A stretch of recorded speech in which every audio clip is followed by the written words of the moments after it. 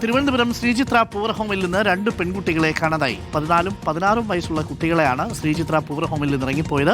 Vanchiyoor police അന്വേഷണം ആരംഭിച്ചു. സുനീഷയുണ്ട് കൂടുതൽ വിവരങ്ങളുമായി. സുനീഷ, എപ്പോഴാണ് ഈ കുട്ടികൾ ഇറങ്ങിപ്പോയത്? എന്താണ് കാരണം? എന്തെങ്കിലും സൂചനകളുണ്ടോ?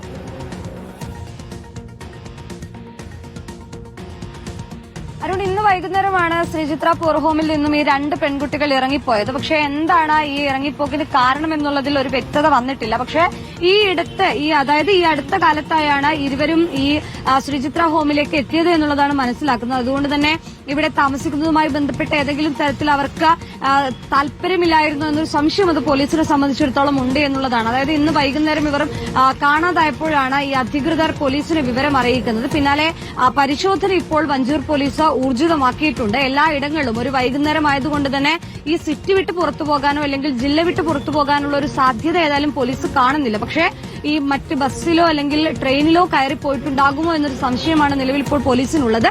അത്തരത്തിലുള്ള അന്വേഷണം ഏതായാലും ഊർജിതമായി തന്നെ തുടരുന്നുണ്ട്. Arun, thank you. സുനീഷ അയലൂരാണ് വിവരങ്ങൾ നൽകിയത്.